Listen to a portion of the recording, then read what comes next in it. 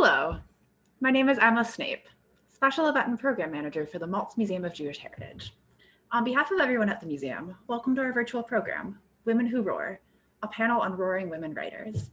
This program is inspired by our newest special exhibition, Notorious RPG, The Life and Times of Ruth Bader Ginsburg, presented locally by PNC Bank. Before we get started today, I'd like to thank PNC, as well as all of our other sponsors and partners, including today's programming partner, the Cleveland Foundation's Anisfield-Wolf Book Awards. Our partners help make it possible to bring a first of its kind exhibition like this one to Cleveland, and so we're always grateful. The exhibition is open now, and we're welcoming visitors to join us safely in person, Wednesday through Sunday from 10 a.m. to 5 p.m. We're using best practice protocols such as contactless time ticketing, wearing masks, and maintaining social distancing to ensure a safe visiting experience for all. Thank you for joining us today for the third program in our Women Who Roar series of programs regarding women who have broken boundaries just like RBG in fields different from her own. In today's program, Denise Harrison, Dr. Gabrielle Bychowski, and Dr. Lisa Nielsen will be discussing some of the roaring women writers who influenced American literature and life the most in conversation with Karen Arlong. Karen Long manages the Anisfield-Wolf Book Awards, the only juried prize given each year to the best books to confront racism and to contribute to our understanding of rich human cultures. She supports the jury deliberations, the celebration of the winners, and works to bring the Anisfield-Wolf canon, stretching back to 1935, into the lives of more readers each year. Karen came to the Cleveland Foundation in 2013 after 8 years as a book editor of The Plain Dealer. She continues as a literary critic, writing for Newsday, Kirkus, and the Los Angeles Times. And now, without any further ado, please join me in welcoming Karen to the virtual stage to introduce the rest of our panelists. Thank you, Karen. Thank you, Emma. We acknowledge those of the Haudenosaunee Confederacy whose lands the Maltz Museum stands on, and the thousands of Native American people who represent over 100 tribes currently living in Northeast Ohio today. Good afternoon, and welcome to Women Who Roar, the Anisfield-Wolf edition. Each Sunday, the New York Times asks a writer to name people at a dream dinner party. Here are my three. Professor Denise Harrison of Pan-African Studies at Penn State University. We met years ago in line at a Ken Burns lecture. She is an expert on Shakespeare, feminism, and Black women writers, food activism, and Native American culture and environmentalism. Next up is Professor Gabrielle Bykowski, an Anisfield-Wolf scholar at Case Western Reserve University, teaching transgender and intersex history, disability culture, racism, and medieval literature. She is a whiz at digital humanities, and she certainly expanded my humanity, if not my digital competence.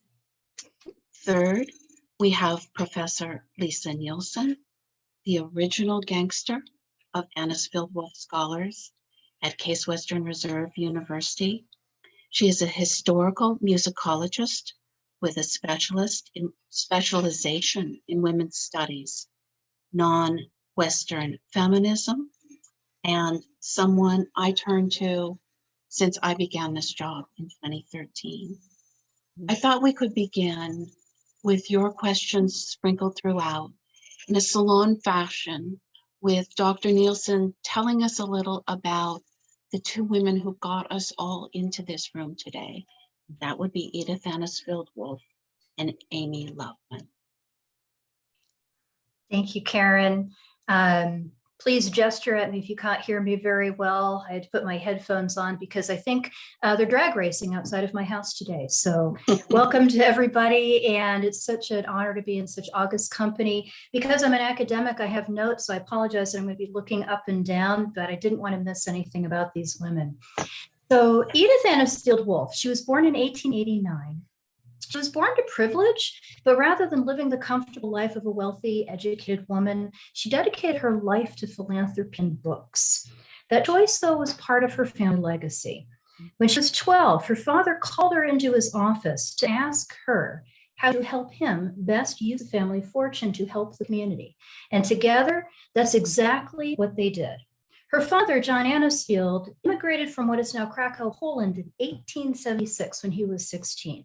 With the help of family and friends, he started working in the textile industry in Cleveland, eventually coming to own his own textile company, and then later on dabbling in some real estate. He was known as a philanthropist and a community bridge builder, quietly doing good works around the city, from helping to found Mount Sinai Hospital to starting Camp Anisfield, which is still around today. Edith and her father also faced considerable tragedy. In 1901, her 9-year-old sister Lizzie died of pneumonia, followed the next year by her mother Daniela. Edith herself graduated from East High School and attended Mather College for Women briefly, but she never graduated. She married Cleveland native and lawyer Eugene Wolf in 1918. They're both in their 30s, actually, which is a bit late for the time. And together they ran the family business after John Anisfield died in 1929. Edith herself was a poet, self-publishing 5 chapbooks and contributing poems to the Plain Dealer. She was a member of the Cleveland branch of the Penn Women's Society, and later unanimously elected to serve on the board of the Cleveland Public Library in 1943. After talking with her friend Amy Loveman about how best to honor the legacy and memory of her father, Edith started the John Anisfield Prize in 1935. Later, she added the Anisfield-Wolf to honor her husband Eugene, who died in 1944. She endowed the Anisfield-Wolf Community Prize, which has been administered by the Cleveland Welfare Foundation, which is now the Center for Community Solutions, each year since her death in 1963. Edith left all of her books to the Cleveland Public Library, 3 paintings and other art pieces to the Cleveland Museum of Art, and her house on East Boulevard to the Welfare Federation. In 1964, the Edith Anisfield-Wolf Fund provided 1/3 of the funding to enjoy the Abba Hillel Silver Professorship in Judaic Studies at what is now Case Western Reserve University, and gave $30,000 to the Western Reserve Historical Society in 1970 to start an archive dedicated to Black history in Cleveland, which is the first such archive in the country. Edith, though, loved to garden. She liked to experiment with weird recipes and apparently was a fine musician. Given that her father was fluent in German and Yiddish, she herself likely spoke both languages. The list of books she donated to the Cleveland Public Library indicates that she and her father had wide-ranging interests in history, philosophy, and language. From what thin correspondence remains from her, she was an intensely private person and a woman of few words. Her handwritten notes are succinct, to the point, and written on old-fashioned note cards that some of us remember. Edith even refused to be involved in the prize she founded. Quote, Mrs. Wolf made a great point of disassociating herself from the actual judging of the awards. She even refused to attend the annual award ceremonies on the ground that she might seem to be putting herself forward too much. For all her reticence, however, her presence is felt. She is described as a shrewd businesswoman who can spot a phony from a distance. References to her are always respectful, calling her Mrs. Wolf, a designation she herself preferred. On her election to the board of the Cleveland Public Library in July 14, 1943, the announcement of the Plain Dealer said, quote, Mrs. Wolf is by nature conciliatory and soft-spoken, but she manages to have her way. The only information I found about Amy Loveman's friendship with Edith is through random articles and off-the-cuff references. How and why they became friends is something I badly want to know more of. But given their mutual love of books, Loveman's importance as an editor and reviewer, that they were friends makes perfect sense. Amy came from a literary family in New York City. Her maternal grandfather was the son of a rabbi, and himself a linguist, encyclopedist, outspoken anti-slavery advocate, and he wrote for The Nation. Her father emigrated from Hungary in 1850 and was a cotton broker who spoke 6 languages. Perhaps that's how the Anisfields and the Lovemans became acquainted, through business. Amy received her BA from Barnard in 1901, but interestingly, she took no literature classes, knowing that her love of reading would carry her forward. Her first job was working for an uncle who was revising the New International Encyclopedia. Following that position, she went to the New York Evening Post, becoming first a book reviewer and then later editor of the Post Literary Supplement, which she helped found in 1920. In 1924, Amy Loveman left with several colleagues to found the Saturday Review, where she worked for the next 30 years. She was on the masthead as an associate editor, writing nearly 800 book reviews, editorials, and answers to questions from readers. In 1950, she became the poetry editor. Despite being a poetry critic and culling 98% of the submissions, she herself never wrote poetry. Quote, I wouldn't dare to, she said, knowing how well supplied the world already is with bad verse. But writing was only one portion of her work for the Saturday Review. She helped edit, proof, mock-up editions, answered letters, kept her male colleagues organized, and even rescued the paper on several occasions by locating missing items. In one story, she went to the dump to rummage in the trash to locate a missing photo. In another, she and Norman Cousins spent hours frantically searching the warehouse for a missing manuscript to keep the paper from getting sued. They found it behind a desk in the offices and the lawsuit was dropped. Along with the Saturday Review, Amy was vital to the Book of the Month Club. She joined the reading committee in 1926, shortly after it was founded, then later became head of the editorial department in 1938, eventually joining the board of judges in 1951. She's described as an optimist, kind, an elegant writer who adored Jane Austen and corresponded with every great writer at the time. She was widely respected to the degree that when her colleagues tried to throw a small surprise party to recognize her contributions to the literary world, in June 1942, so many people wanted to be there, they had to rent a ballroom. Amy received the Columbia University Medal for Excellence and the Constance Lindsay Skinner Achievement Award of the Women's National Book Association in 1946. Both Wheaton and Wilson colleges awarded her an honorary Lit D degree in 1950. Amy was also on the Anisfield-Wolf Board in the 1940s.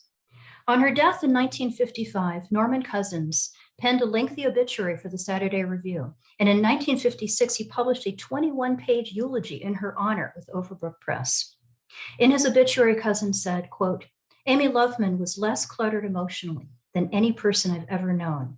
Her nobility was a universe, and to know it was to soar inside it.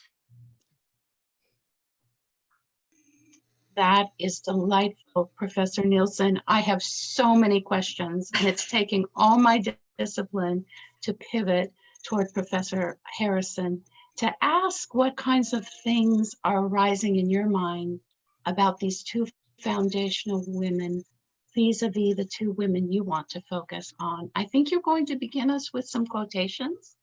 Yes, I think friendship is one, and I think the other really is understanding. I'd like to start with Zoranil Hurston. The quotes I have for her, I will do the first one is, I have the nerve to walk my own way, however hand, in my search for reality rather than climb upon the rattling wagon of wishful illusions. Zoranil Hurston is her own person from what I'm reading, from the time she was a small child and throughout her entire adult life. She played by her own rules, and that was just the way it was. I think when I talk about Toni Morrison, who is my other subject, I think just quickly on Morrison, she says on racism, the people who do this thing, who practice racism, are bereft. That is something is distorted about the psyche. It's a huge waste, and it's a corruption and a distortion. Given those two women are writers, one really grounded in an academic world and one grounded in the everyday world of reality. When we look at the quote by Morrison about racism, all of us at this moment can feel what she's talking about, that we keep saying, what is wrong with people? We keep saying that we can't figure that out. And so that Morrison is telling us in some ways that we have to have pity for them. There is something fundamentally wrong with them. And we have to have maybe a little grace, maybe a little empathy, that there is a distortion in their psyche. And the only thing we could do to control that is to present truth against that distorted reality that people are living in. Morrison and Zoranil Hurston are working constantly across those distortions. Zoranil Hurston, in terms of how people think she should have lived her life, what she should be doing at any given moment, and Morrison in the sense of being a realist of whose works, whose voices are being included. And so she positions herself in her business world to be more inclusive. And at the same time, create. It's phenomenal, both of these women. Yes, thank you for taking these universes and giving us a few sentences. I know how hard that is. Professor Bykowski, I believe that you're thinking with us today about Marsha P. Johnson and Sylvia Rivera.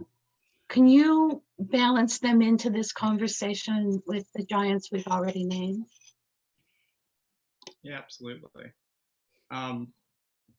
So something that I've been contemplating about the topic Women Who Roar, and that we start with some women who very much had an immense impact, but who themselves were people read as relatively quiet and reserved. Marsha P. Johnson, Sylvia Rivera, not that. So that's not where I'm going here. But I wanted to start there because I was thinking of a couple things that I've had said to me in the last couple years. The first one is, Gabby, don't you ever get angry? Which I thought was a very interesting question, especially given all the things that are going on in the world. But the second was it was really more of a statement from a scholar it was an LGBT mixer, so it was a person who's gay male identified, saying this to me, saying that he's tired of arguments, particularly in academia, but in the public in general, that focus around or even include the phrase, I feel. And with those two sort of elements, it brings me to a fact that is very much, I think, felt by many of us here today.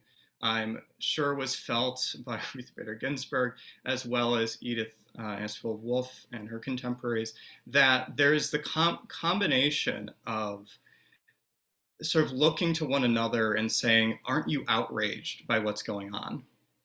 And also the demand, especially by the patriarchal forces of the world, which can be repeated and replicated by women as well, that we keep our rage to ourselves. And so we find ways of operating in that world, and typically the people who have more privilege are more able to articulate their rage. The rest of us have to find more subtle ways of contributing. But at the same time, there's also points, and I think we've seen that in recent years, and my point is going to be that we've seen this also for decades, that at a certain point where you're backed up against the wall, there's nothing left, there's nothing left to lose. And I think that's where Sylvia Rivera and Marsha P. Johnson really come into the story. That they were women, they were leaders in the Stonewall movement. They're organizing really both trans women of color, foundational to modern LGBT rights, foundational, I would say, to the future and the history of feminism. And yet, they often don't get included or emphasized in LGBT history, which would seem to be one of the places where they're most highlighted, nor really in the history of feminism. And I think part of that, and part of the reason I want to underline them, is that part of that seems to be the question when we're making up our lists of women leaders and women writers and feminist history, is I think there's a tradition of asking, are trans women and intersex women, do they count as women? Are we going to count them? We all know how political and how, again, often tactful you have to be in sort of presenting topics of feminism in general, which is often an F word for people to begin with. And we've seen over the last 3 months, over 33 states have presented over 55 pieces of legislation, not only targeting trans people, but really specifically trans women and trans girls, even more than anything. And so there's a tradition of exclusion. There's a tradition of erasure. There's a tradition of also vilifying. And so going back to these trans women of color that are so central to these conversations, women who roared loudly and still get silenced by our histories, is just, again, that's where I'm at, is the combination of all the different ways we roar, but all the different ways we're told not to. That is such a provocative way to frame it. Thank you so much, Professor. It makes me want to circle back to you, Professor Nielsen. We know that Amy Loveman and Edith Anisfield-Wolf saw Zoranil Hurston onto the cover of the Saturday Review, and they certainly knew and read Toni Morrison. How do you think they thought about this act of canonizing? And to Professor Bykowski's question, do you have anything in your learnings that would indicate whether they would stretch or not to be capacious in their definitions? Such a great question, because we're thinking of two women who are very much of their generation and their social class, which, to Gabby's point, right, is like, can you roar? And what does roaring even mean? And so, both had the wealth and the means and the privilege to roar. And yet they also were described, they're very much in the background. Amy Loveman never becomes the general editor of the Saturday Review. All the stories about Norman Cousins and his lengthy obituary talks about how she basically saves their butts over and over again, yet lauding these sort of feminine qualities of hers, without diminishing, however, her sort of, what we would now call the masculine, right? These capacities that she had to write in this world. However, their privilege did allow this. And my sense is that they would stretch, but it would also be hard for them. And, not to denigrate our foremothers, but, within the context in which they were living, I would think that actually it would be easier for Amy Loveman, being a New Yorker, in the time in which she is coming up. But I wouldn't downplay Edith either, because, Edith sits in the background very much. She's like a spider in the web, and we really, really don't know what she thinks. However, what her books are, just looking at her list, what her acts speak. I mean, in this sense, the actions are the roar, more so than anything else. And so I think, just to kind of thinking about how Gabby just presented this question, is that when women roar, is it the same as men and masculine identified people? No. And so how do we want to think about these different modes of power and taking that power? And in this case, we have these two women who took power and barreled forward with it within constraints, but also subverting it. So, I mean, it's a provocative question that I want to think more about. And we have a great question in the chat from our friend Gail Arnoff, who also teaches at CWRU. Before we land on it, though, I'd love to hear Professor Harrison think a little bit about Professor Bykowski's question vis-a-vis Toni Morrison and Zoranil Hurston. Yeah, I was thinking when Gabby was asking the question, one of the things that came to mind was women who roar, who are not privileged, don't often have the ability to roar in the way they want to demonstrate, to protest, to acknowledge in the fashion that they want to. Privilege allows you to get away with some things those of us who are not privileged cannot do. We don't have the stage or the venue, and therefore you don't get the kind of notoriety, unless, of course, you're acting up and acting out. And if anything we know about the LGBTQ and gay rights movement, is it really definitively was about acting up and acting out. And Morrison and Hurston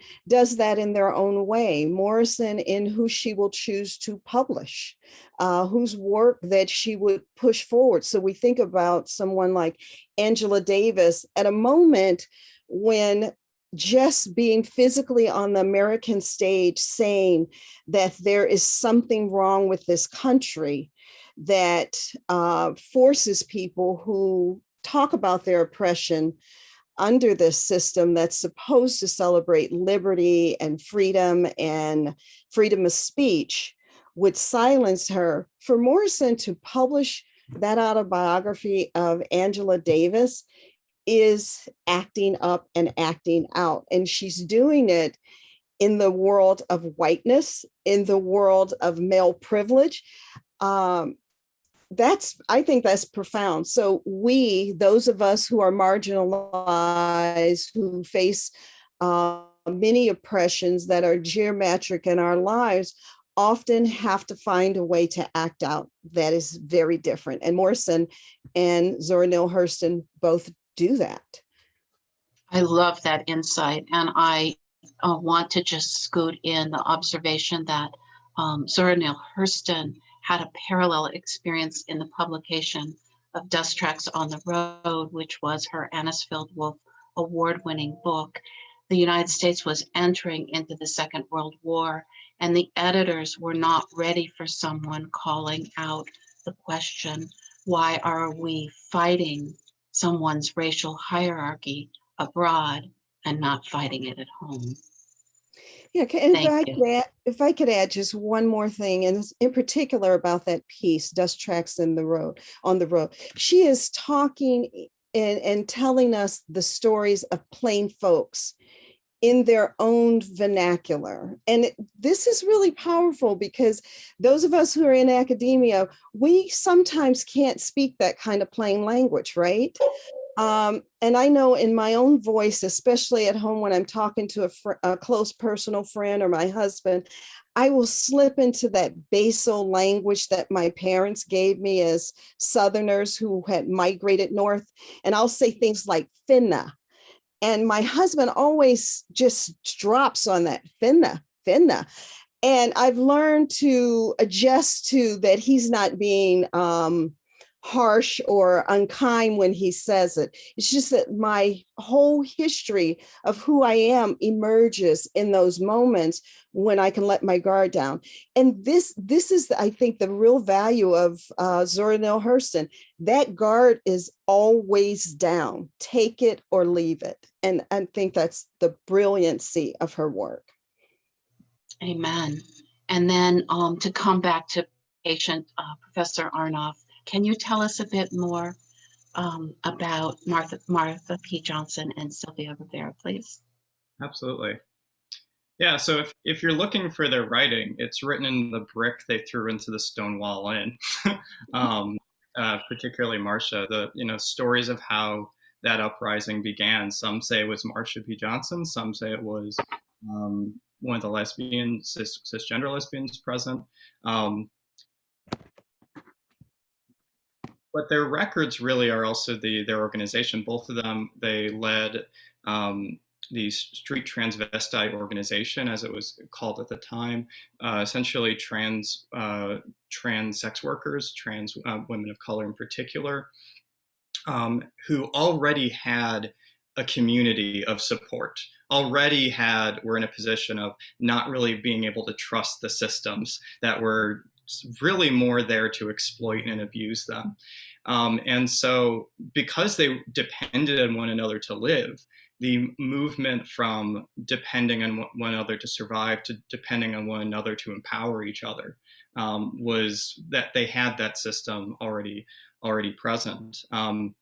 And again, I highlight the fact that the debate on who threw the first rock, who threw the first brick is important because it was as the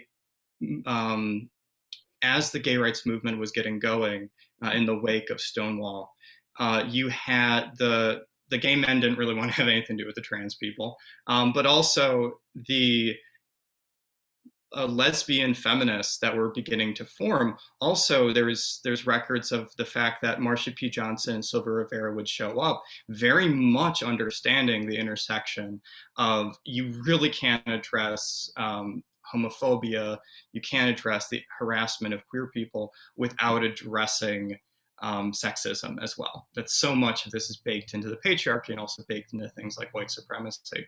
And yet they literally had the microphones taken out of their hands by some of these lesbian feminist leaders on the grounds that I laid out before of we're not even qualified.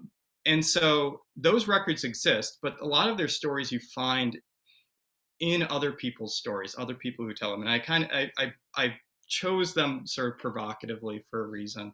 A couple texts I would lift up is, among other, Leslie Feinberg's Transgender Warriors, as well as The Gay Revolution by Lillian Behrman, who I teach both of these texts in my classes.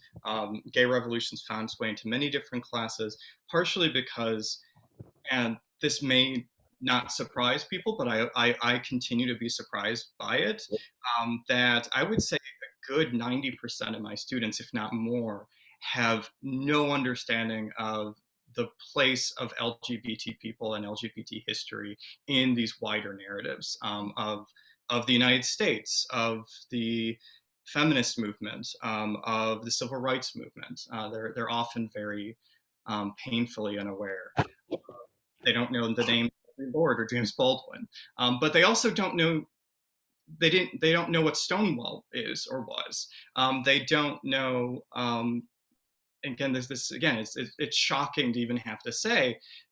So many of my students, I would say the majority of my students, don't even know about the HIV/AIDS pandemic and the impact on the queer community. Again, many of them are young, so that's a factor, but it also speaks to the fact of histories that are not taught. And so that's why I say, like, I work these texts not only into classes that really highlight gender and sexuality, but in classes, even in classes that don't, because it's all connected. And in particular, lifting up these two writers, Feinberg and Federman. I would even throw in Susan Stryker as well, but she kind of falls outside what I'm about to say, which is these are also queer women of color and queer women from the Jewish community as well. And so again, they're very conscious of the fact that they're often in the position of telling the stories of people who literally had the microphone taken away from them, whose, as Lisa was saying, whose writings and authorship exist in their actions more so than in their publications. Thank you. One thing I'm thinking about as we gather today is Ruth Bader Ginsburg's gift for friendship, and how in mainstream narrative, friendship and love among women is trivialized. People love the girl fight. And I think one of the keys to the fact that we're all together is friendship among women. Certainly that was foundational, as Professor Nielsen laid out for us with Amy Loveman and Edith Anisfield-Wolf. But I also wonder, as we listen to each other, what other connections of affection you're thinking about in this act of roaring. Anyone? I just think back to Edith Anisfield-Wolf's sort of belief in founding the Anisfield-Wolf Book Awards, as well as the other projects that she invested in, that stories have the ability to transform the world. And I find that so pertinent today as it was when she said it, or when she sort of put that into action. Because when people have narratives in their head about how the world is, how we relate to one another, what is even true, it can make them very not open to facts and arguments. Mm-hmm. If a certain narrative has taken hold. And so one of the most persuasive ways, sociological studies have shown this, psychological studies, but also just our own personal experiences, and as you say, Karen, our own friendships, that one of the most effective ways is when arguments and facts fail, is this telling the stories and letting people in on your story, letting people in on the story of people you know and your friends, because that sort of changes associations between words, images, and ideas, that nurtures the imagination with stories and truths that they may not be aware of. And that ultimately it creates the opportunity for relationship.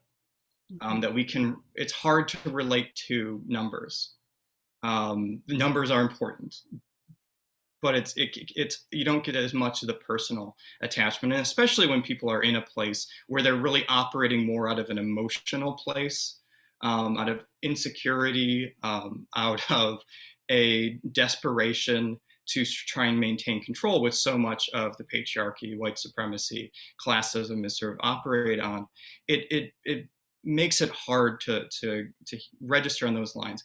But the heart has an amazing way to speak to the mind in alternative ways. And so it's those friendships, those relationships, and through those friendships and relationships, changing the narratives and changing associations and meanings we have, I think are incredibly important. And that you can also relate to fictional characters, which I think is also something we see in all of our writers, of not just uplifting the nonfiction, but uplifting the poetry, uplifting the fiction, uplifting the musicians, because they offer us people and ideas and figures that we can relate to.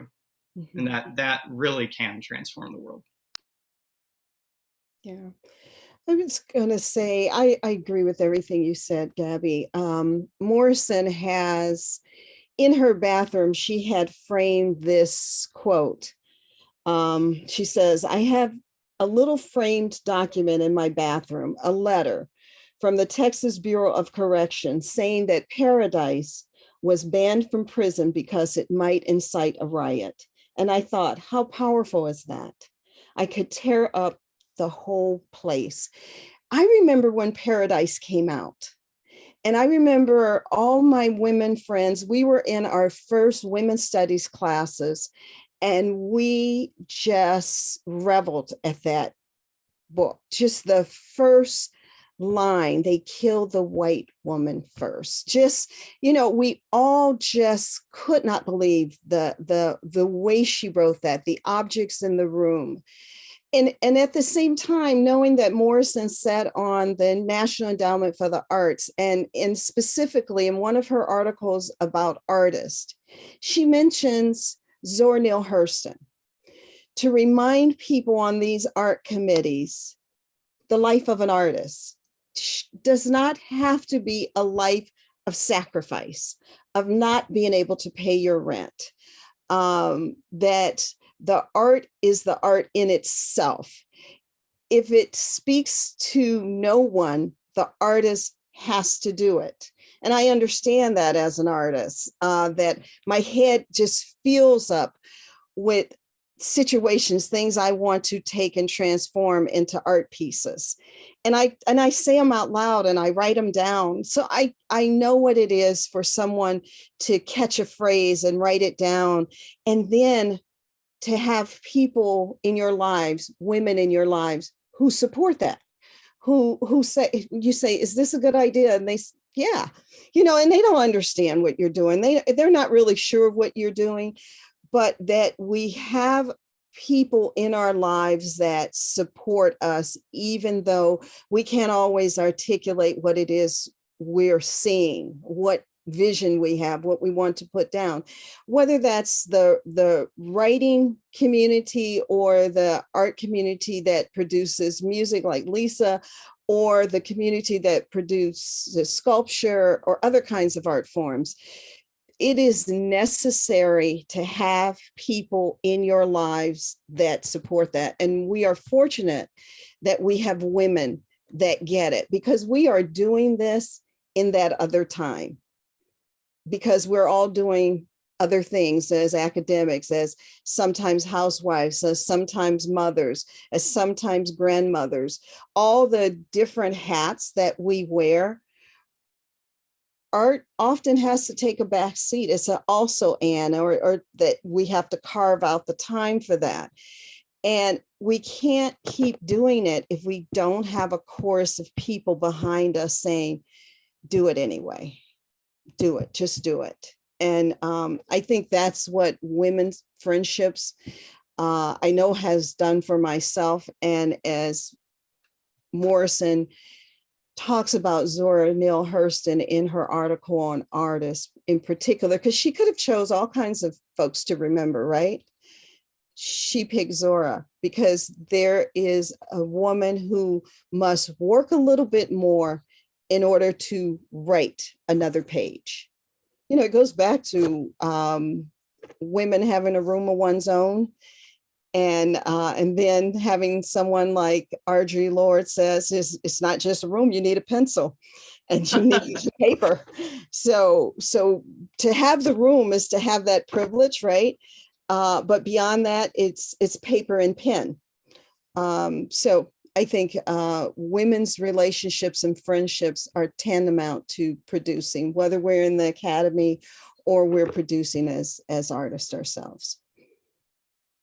You're raising for me the beautiful knowledge that Sonia Sanchez and Toni Morrison, in a city of millions, found one another and babysat each other's children.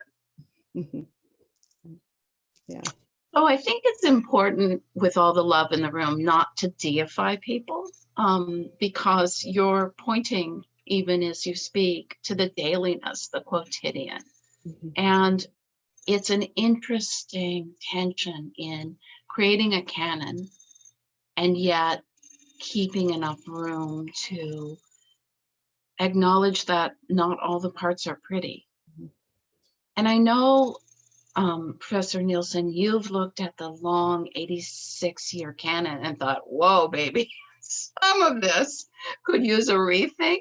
Can you talk a little bit about that tension? Yeah, I mean, something that is that long, you know, as you would say, Karen, there are going to be some turkeys in it, right? I mean, nothing is ever going to be perfect, but even the turkeys of the Anisfield-Wolf Book Award are pretty interesting because they reflect the momentum of the time. And they also reflect the interests of the jury.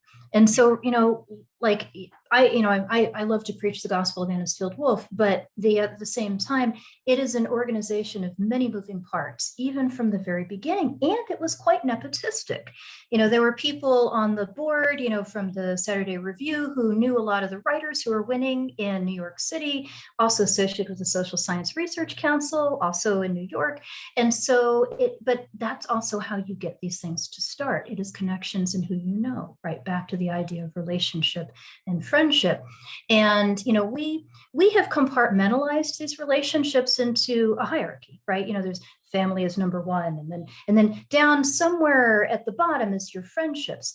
This is a very different world in which this began. And, you know, sort of to Gabby's point about those connective tissues and so forth, and how you change the narrative, people wrote their own narratives. They corresponded. And so we have, through all of these years, a voluminous correspondence, not so much from Edith, though I'm hoping to find some more, of authors, jury members, people talking, you know, just within the reviews and everything. And so we actually have an enormous collection of information about how these relationships formed, who knew who was a complete newbie, and sitting at the center of it is Edith and Amy Loveman. And her involvement, these women sitting on the periphery, but also very much directing the traffic, that nothing happened without Edith knowing about it until her death in 1963, and then things changed. And so, you know, so we see actually a history of relationships, not just among authors and people, but also with the nation. As the nation progresses, we see, you know, different stories popping up. You know, suddenly Latinx people are important, you know, so recognized by the world. Gosh, you know, it's not like this whole group of people hasn't been around for millennia. And so suddenly we get books recognizing that they're indigenous people. But also there's some problematic books in there, but they need to be there, right? You know, this is also part of history, how we need to sit with the discomfort of history, how we have to sit with great, so-called great people who could also do reptilian things. And, like Abby and like Denise, I focus on this with my students. You can't really talk about Margaret Sanger without talking about eugenics. You can't really talk about Marion Sims without talking about experimenting on Black women. You can't really talk about these things. Can't talk about Thomas Jefferson without Sally Hemings. But that's also part of this broader narrative of Anisfield-Wolf, of how people are bringing these stories to the forefront, perhaps inelegantly at times, but they're at the forefront. They become part of the conversation, and they become thorns in the sides of people. And that's something that I think is most wonderful about this. And then again, it germinates from all of these relationships. Nothing happens in a vacuum. And so this is an ongoing narrative, right? And every year we get another tiny piece of the puzzle, but you can still see the throughput right back to 1937 with the very first winner by Fraser. And, looking at, in the title of the book is The Negro College Graduate, looking at college educated Black folks in the 30s, radical, who was doing that? And so all of these winners and all of this history, despite some of the, you look at this like, really, that person was a shyster, because there are a few shysters that won, actually. And that's okay, right? Because that's also part of the story, as we learned wonderfully from Kevin Young's book, Bunk, about how these different, stories, non-stories, fake news, whatever that means, alternative facts, I have no idea, all of these things, such a great book, all are very, very important. And great people can make mistakes, and awful people can actually do great things. And this is something that's very hard for us. We don't like those messy interstices. We like those nice, clean edges. And Anisfield-Wolf and this long history kind of complicates all of these things as well. And, Ruth Bader Ginsburg herself, she was no angel. And, she herself would be the first probably to admit that. And so when we're talking about these great women, we're talking about, these large concepts and these sort of vague concepts that we use so often, the messiness is actually, almost more wonderful, actually, to dig through and to embrace. But that's very hard for us. It's very hard. Lisa, I think you're talking about being fully human, right? Yeah, absolutely. Morrison wrote Home, and in Home is the story of Sam's, really. The experiments on the sister, the protagonist is coming home, and he's been at war, and he is troubled because he could not save his sister from such a grievous experiments on her body. Yeah. And I don't know that people really talked about that Morrison text very much, but right now, as we're starting to deal with the sexual history in this country, the abuse of women, the Me Too movement, that book really resonates. Yeah. And it's just, and I think that's important, that again, it's about a relationship, a brother and a sister. It's about race, it's about class, it's about gender. And I think that messiness of what makes us human has to be the conversation that we start to have, so that as flawed human beings, we don't toss everything. And it's a challenge. It's difficult to not do it. It's difficult not to participate in that, to want perfection from people that we admire, from our writers, from everybody, it really, whether they're legislators or the person that is serving us in a restaurant when we go back out. We want this kind of perfection that really denies that we're human beings. And so I think if we look closely at the canon, we will see the limitations of our humanity clearly in the canon, and what's there and what's not there. So I think that's a really important conversation to have. Yeah.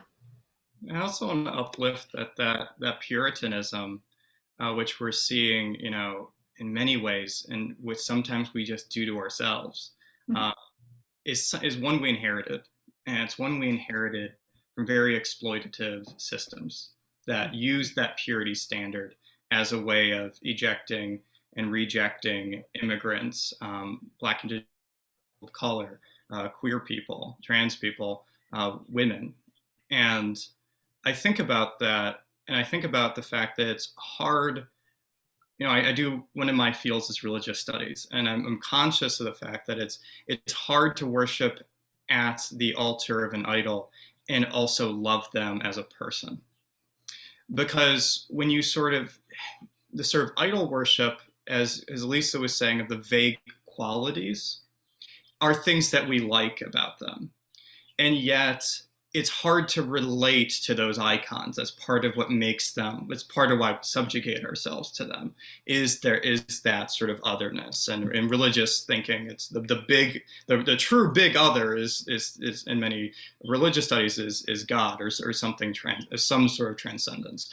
But that it's hard, unless you do the work, and unless there's a way to meet halfway, it's hard to relate. And love is a relationship, right? And love is about relating both. It's both a release and a binding. It's a release in the sense of, I release you from having to be who I demand you to be. Mm-hmm. And also a binding of saying, I will be with you even when that means I have to challenge you, even when that means I don't like you very much.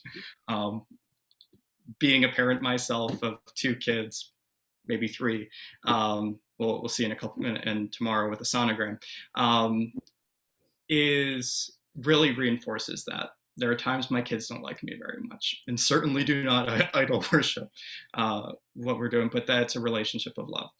And that's one of the reasons I start my class on feminism. The first thing we read is Roxane Gay's Bad Feminist, because at the same moment that feminists stop being angels, or saints in the sense of perfection, they also stop being the potential for devils, the sort of that binary, which is so often a cop-out. Like, that is as much of a cop-out as sort of the fear of, like, quote unquote cancel culture, is that the consequences of being called in to do better, that there's either the idea, the cop-out of, I'm too good for that, I'm one of the good ones, don't you understand?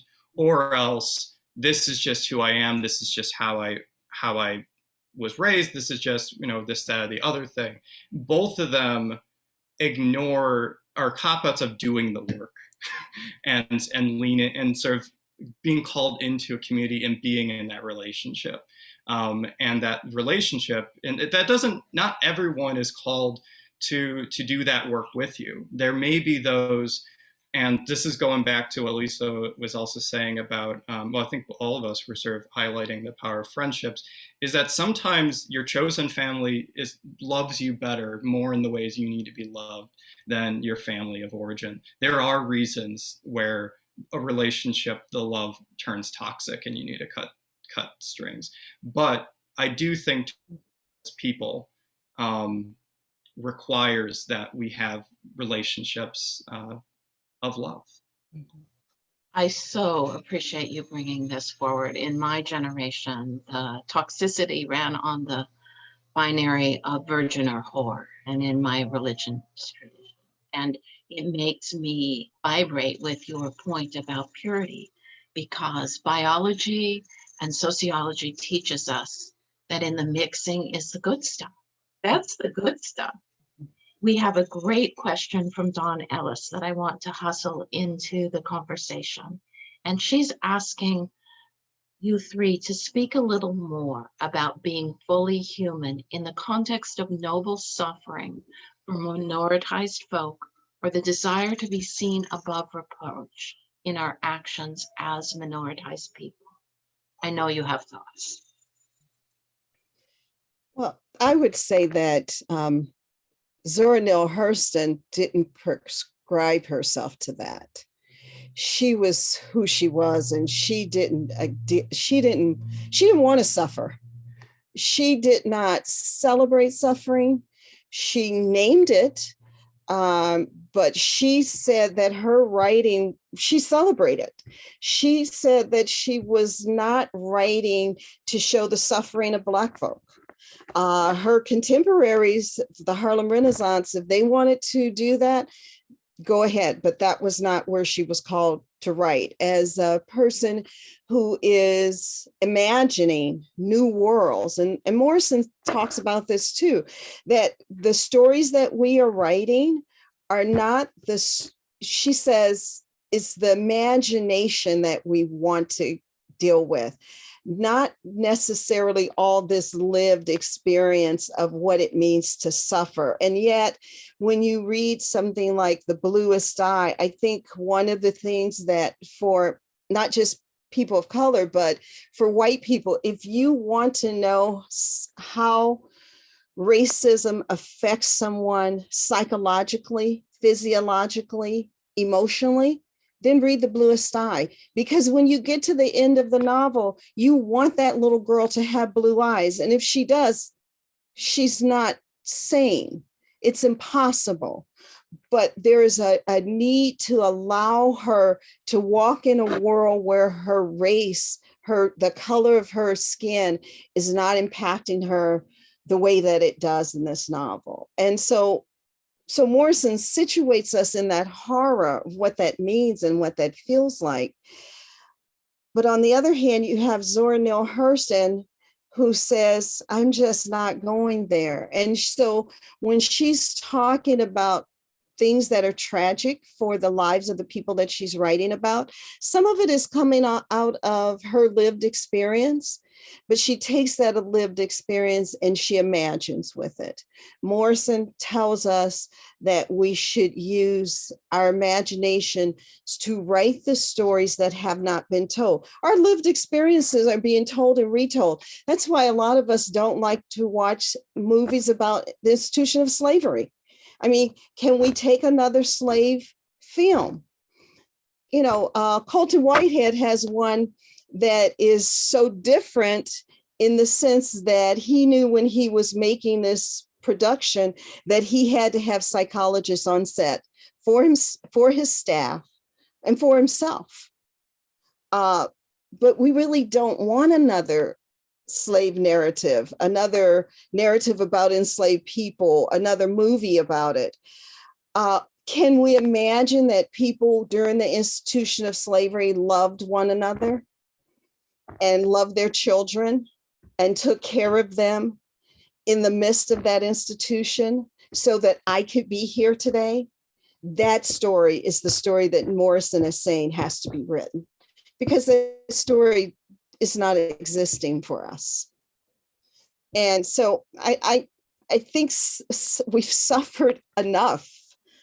And I'm with Morrison and Hurston. I don't want to go down that road. I did not listen to any of George Floyd's trial, none of it. Didn't read any comments, didn't watch any of it. I couldn't listen. I couldn't live with it like that up close and personal, where I'm hearing that people are, the young man who took the $20 bill and called the police. I can't imagine how hard it is to live in his skin today with that situation. And I know he spoke on the stand about that, and he wished he hadn't made that phone call. But that's what I mean, that kind of suffering. Why do we have to keep going there? Why can't we write some new narratives? Why shouldn't we? And why shouldn't it be expected of us, I guess?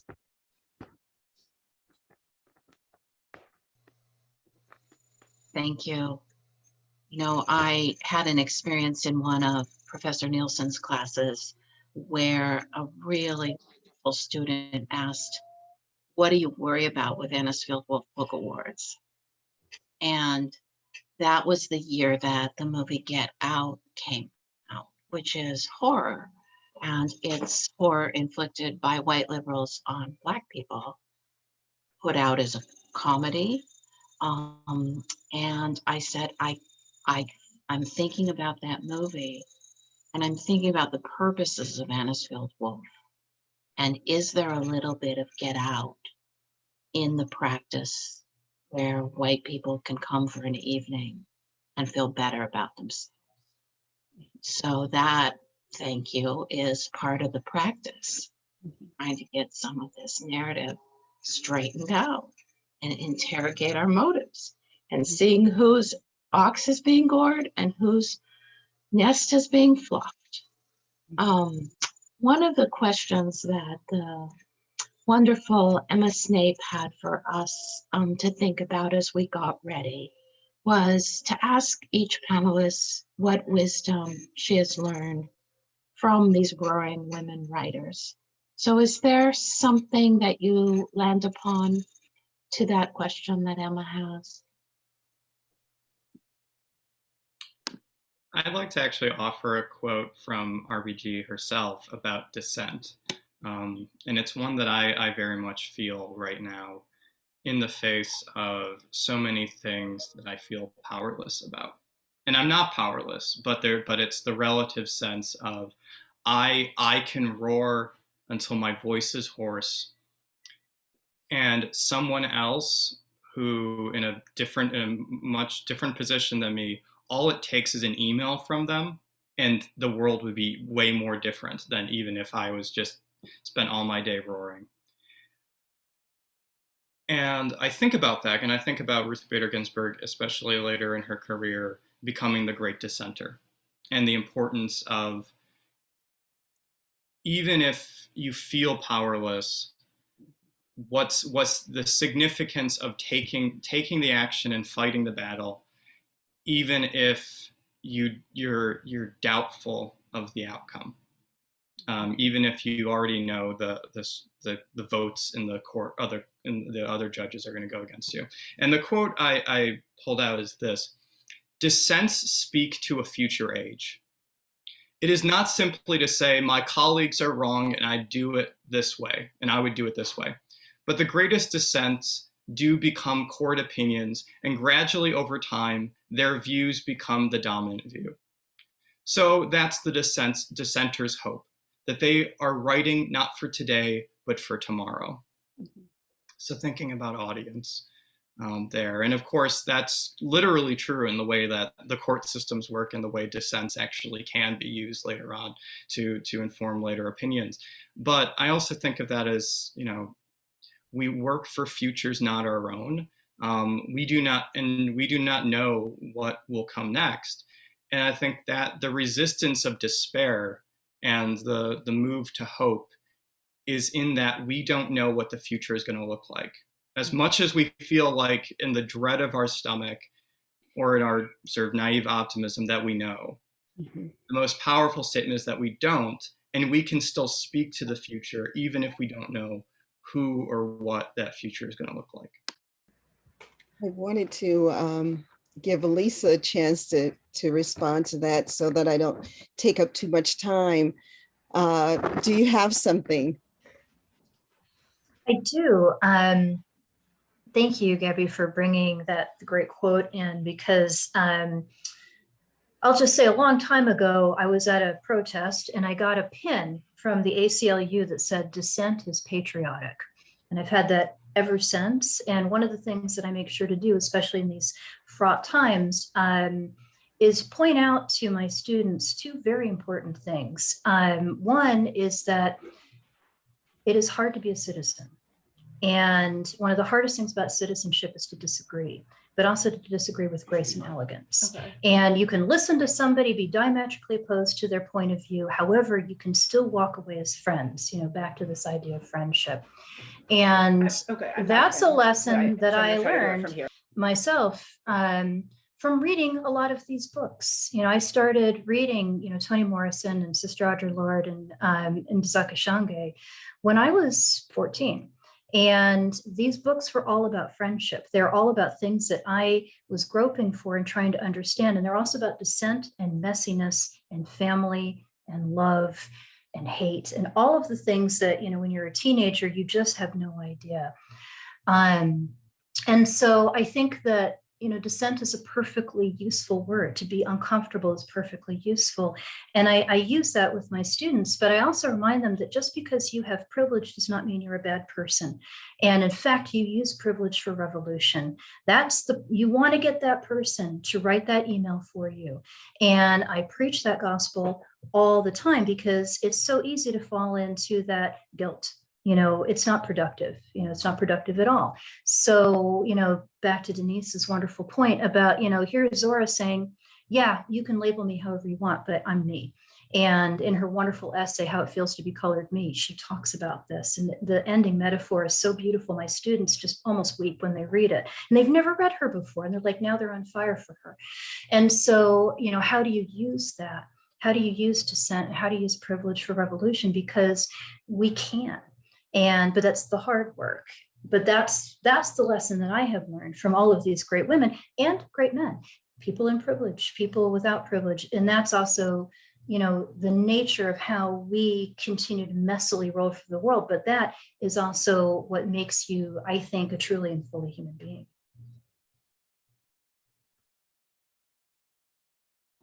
Yeah, I so agree. I'm going to read a quote from Morrison and then respond to it a little bit.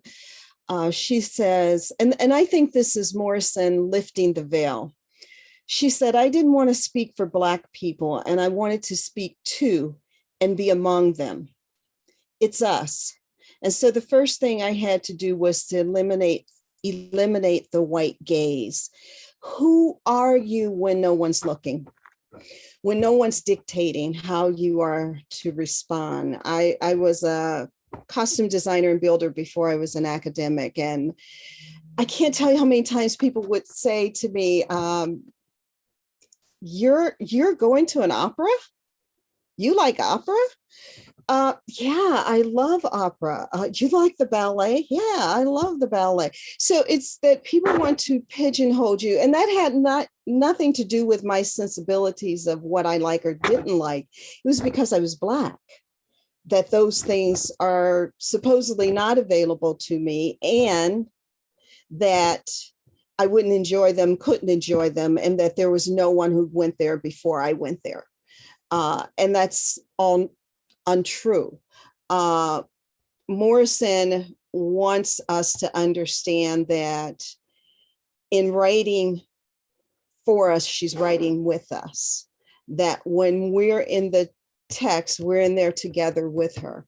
We're in there when she is scratching out one word for another. And just rereading her books, the richness of language, a wordsmith is just not the right word to define her. The pitch, pace, and pause of her writing style, that when you really envelop yourself in her work, you can't curl up in a chair and read it because it doesn't allow it.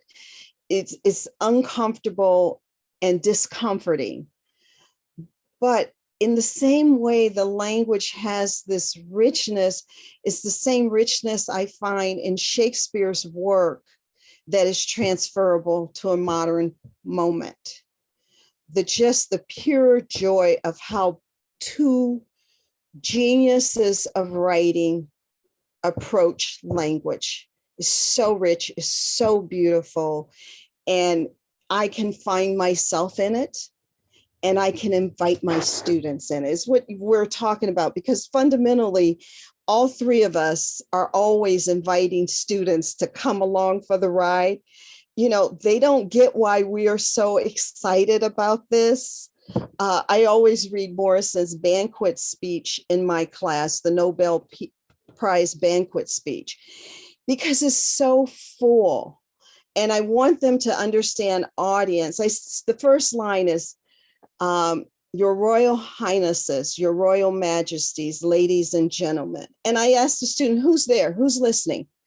And they're like, I don't know who's, and where else would you have a Royal Highness? Your Majesty, ladies. So who are the ladies and gentlemen if they're not Royal Highnesses and Your Majesty? I don't know. So and then finally to go through that little 2 or 3 paragraph speech that she gives and see the volume of who she is in maybe 150, 200 words, we want them to come along with us, whether it's Morrison or Hurston or any of these other writers that we're talking about, that there's such a joy in the relationship with language and words that we want to bring our students along. That's your friendship sometimes. Sometimes that book is the friend that you have. And that if someone else has read it as well and they get it, that's another friend. And so I can't say enough about how these women teach us to persevere. I went before this session, I had my Resist t-shirt on, and that we are always resisting because we are existing. If we are existing, we're resisting. And we have to, we cannot not do this. And we're talking about Ruth Bader Ginsburg, who could not do it, because the idea of wanting an education and being told, well, we don't accept women here, and to go somewhere else, to take your knowledge, to take who you are somewhere else. Some of us are always shaking the dust off our feet and going somewhere else because we have to. They don't accept us there. Doesn't mean that we give up and we don't try somewhere else. We have to. And so we're always in this point of, I think, of resistance. Well, I did not lie when I told you this is the best dinner party ever. And, you know, I'm sorry to flex here, but can you believe that I get to talk to these people for a living? So much love to Denise, Gabby, and Lisa. Much love to the Maltz Museum for its hospitality. And we will see you out there. Thank you so much, Karen. Thank you to Denise, to Gabby, to Lisa, and to Karen for this wonderful conversation today. I'll admit to all of you in the audience, this is a program I have been looking forward to since February, and it did not disappoint. If you're curious about any of the authors or titles you heard about in today's program, please be sure to take a look at the recommended reading list that Denise, Gabby, and Lisa compiled, which is included in the email you should have received earlier today with the Zoom link. If you don't see the book list in your email, have no fear. You're going to get another email in the morning that has the full list of reading recommendations, as well as a chance to share your thoughts on today's program. And to all of those who tuned in today from home, thank you for joining us. Thank you for being here. You can join us again this summer for the final program in the series, Women Who Roar Poetry, on Thursday, June 17th at 4:00 p.m. Literary Cleveland's Michelle Smith-Quarles will be joining us for a unique program that melds a discussion of roaring women poets with a one-of-a-kind poetry writing workshop. You can keep an eye on our website, www.maltzmuseum.org, for more information, as this program and more will be posted soon.